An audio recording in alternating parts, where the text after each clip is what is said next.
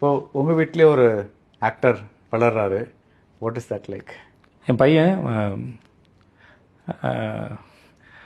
எனக்கு அவன் படம் பார்த்தேன், எனக்கு அது பிடிச்சிருந்தது. பட் அதெல்லாம் தாண்டி அவன் இன்டர்வியூவில் பேசுறது வந்து எனக்கே வந்து பிடிச்சிருக்கு.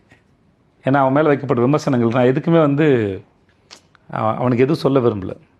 ஏன்னா அவன் சின்ன வயசுலேருந்தே அவனுக்கு ஒரு ஸ்டேஜுக்கு மேலே சொல்லியிருக்கேன் ஒரு ஏழை. ஏன்னா ஒரு அப்பா பயம் இருக்கும்ல, எப்போயாவது நம்மளுடைய பாப்புலாரிட்டி வந்து பிள்ளைங்களை வந்து மக்கா ஆக்கிடுமோ அப்படின்லாம் அது இல்லை, அவர்கள் தேவையில்லாத ஒரு வீக்கர் ஆக்கிடுமோ அப்படின்னு எனக்கு ஒரு பயம், என்னுடைய பயம் அது. அதனால் சொல்லுவேன், என்னை பற்றின பெருமை எங்கள் அப்பனுக்கு சொந்தம். நான் சம்பாதிக்கிற பணம் வேணால் உங்களுக்கு சொந்தம், அதில் வெளியே போய் பெருமையாக பேசுகிறவெல்லாம் வச்சக்கூடாது அப்படின்னு சொல்லியிருக்கேன். அவர் 15-12 வயசுக்கு அப்புறம் வந்து என் ஒய்ஃப் வந்து உன் பையன் ஒன்றை மாதிரியே பிஹேவ் பண்ணுறான்னு சொல்லும்போது நான் விட்டேன்.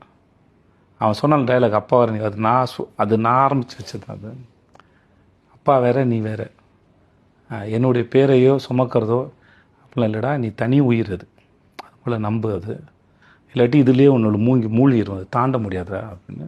அவனுக்கு 15-16 வயசுலேருந்தே நான் 2 பேருக்கும் சொல்கிறேன், என் பையனுக்கும் பொண்ணுக்கும் 2 பேருக்கும் சொல்லியிருக்கேன். அது அவர்களுடைய சிந்தனையவோ இல்லை அவர்களுக்கான பாதையவோ எதையா ஒரு வகையில் இதை சுமக்கிற ஒரு பாரம் ஆகிடுமோன்னு எனக்கு ஒரு பயம். அதனால் நான் எப்பயுமே என் ஒய்ஃப் முதல்ல சொன்னேன், நீ முதல்ல இதை நிப்பாட்டு அப்படின்னு.